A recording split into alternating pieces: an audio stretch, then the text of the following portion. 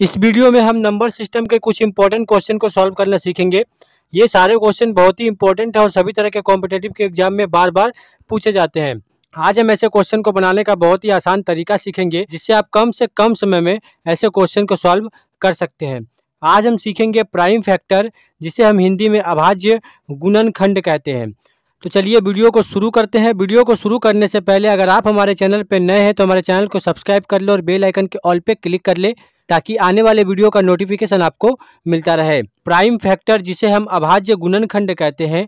अभाज्य गुणनखंड क्या होता है? ऐसी संख्या जो एक से और अपने आप से कटे उसे हम अभाज्य गुणनखंड प्राइम फैक्टर कहते हैं। जैसे अगर हम 45 को तोड़ेंगे तो इसे सबसे पहले 3 से कटाएंगे, ये 15 बार में कटेगा।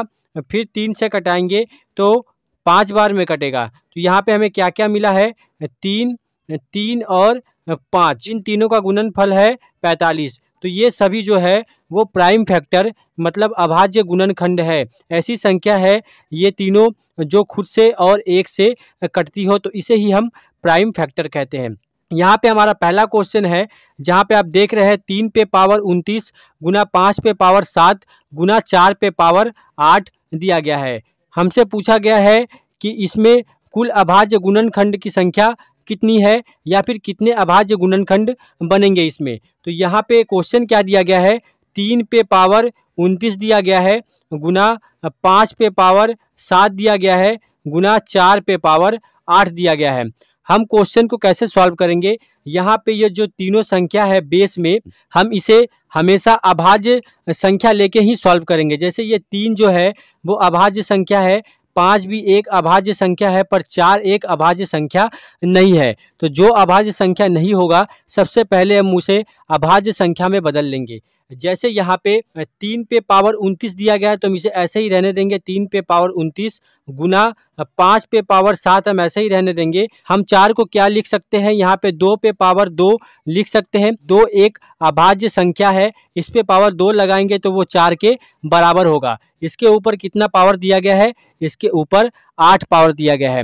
मैथ के रूल के हिसाब से अगर पावर के ऊपर पावर दिया गया है, पावर ब्रैकेट के अंदर है, तो इन दोनों पावर का आपस में गुना हो जाता है। तो यहाँ पे हम क्या लिखेंगे? 3 पे पावर 29 गुना 5 पे पावर 7 गुना 2 पे पावर 8 दूनी 16।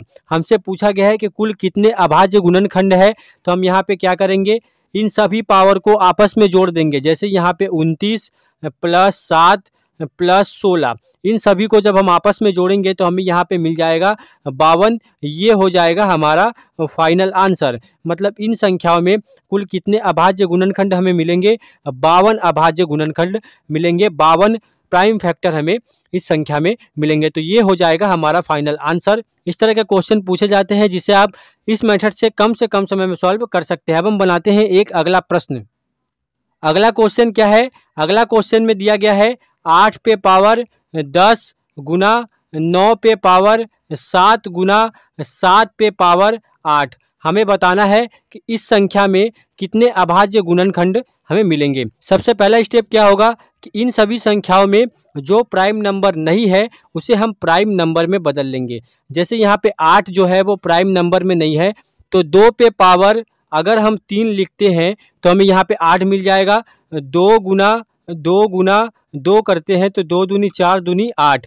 तो यहाँ पे 2 पे पावर 3 लिखेंगे तो 8 के बराबर होगा। इसके ऊपर पावर लगा देंगे 10 का गुना। यहाँ पे क्या कर सकते हैं? हम 3 का स्क्वायर कर सकते हैं। 3 का गुना 2 बार करने पे हमें 9 मिल जाएगा। इसके ऊपर ब्रैकेट लगाएंगे और पावर होगा 7 का गुना।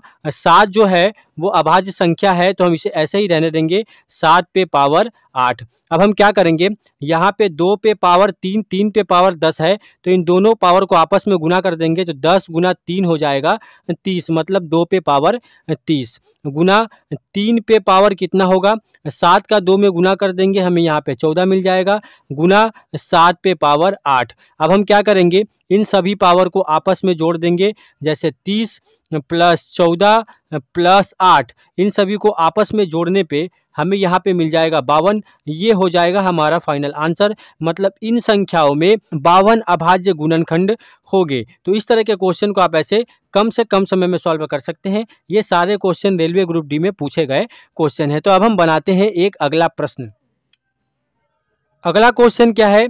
अगला क्वेश्चन में क्या दिया गया है?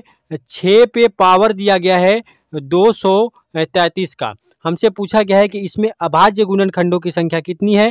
तो हम यहाँ पे क्या करेंगे, ये जो है वो प्राइम नंबर नहीं है, तो हम इसे प्राइम नंबर में बदल लेंगे। 6 का अगर हम फैक्टर निकालेंगे तो यहाँ पे 2 और 3 मिलेगा। तो इसे हम कैसे लिख सकते हैं? 2 गुना 3 ब्रैकेट लगाएंगे और उसके ऊपर लिखेंगे 233 पावर। इसका मतलब क्या होगा कि 2 पे भी पावर 233 है और 3 पे भी पावर 233 है। तो इसे हम कैसे लिख सकते हैं?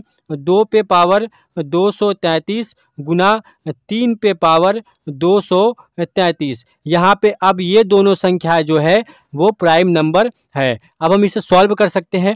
कैसे सॉल्व करेंगे? दोनों पावर को आपस में जोड़ देंगे। 2 पे भी 233 है और 3 पे भी 233 है, तो इन दोनों को हम आपस में जोड़ देंगे। 233 प्लस 233, तो हमें यहाँ पे कितना मिलेगा? हमें यहाँ पे मिल जाएगा 466। ये हो जाएगा हमारा फाइनल आंसर। मतलब इस संख्याओं में कितने अभाज्य गुणनखंड मिलेंगे? 466 अभाज्य गुणनखंड मिलेंगे। तो इस तरह के क्वेश्चन अभी पूछे जा रहे हैं एग्जाम में। आप इस मेथड से इस क्वेश्चन को कम से कम समय में सॉल्व कर सकते हैं। अब हम बनाते हैं एक अगला प्रश्न। इस क्वेश्चन में क्या दिया गया है? इस क्वेश्चन में दिया गया है 16 के ऊपर पावर 7 गुना 27 के ऊपर पावर 6 गुना 5 पे पावर 9।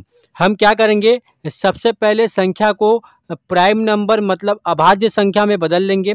जैसे यहाँ पे 16 है तो यहाँ पे हम क्या लिख सकते हैं? 2 पे पावर 4 लिख सकते हैं। 2 पे पावर 4 का मतलब क्या है? 2 गुना 2 गुना 2 गुना 2। इन सभी को आपस में गुना करने पे 2 दूनी 4 दूनी 8 दूनी 16, हमें यहाँ पे 16 मिल जाएगा। तो 2 पे पावर 4 लिखेंगे, ब्रैकेट में ऊपर 7 लिखेंगे, गुना इसे हम क्या कर सकते हैं? 3 पे पावर 3 लिख सकते हैं। 3 का गुना 3 बार करने पे हमें यहाँ पे 27 मिल जाएगा। तो 3 पे पावर 3 लिखेंगे, ब्रैकेट में इसके ऊपर पावर 6 लगा देंगे, गुना ये पहले से अभाज्य संख्या है तो इसे हम ऐसे ही रहने देंगे 5 पे पावर 9। अब हम क्या करेंगे?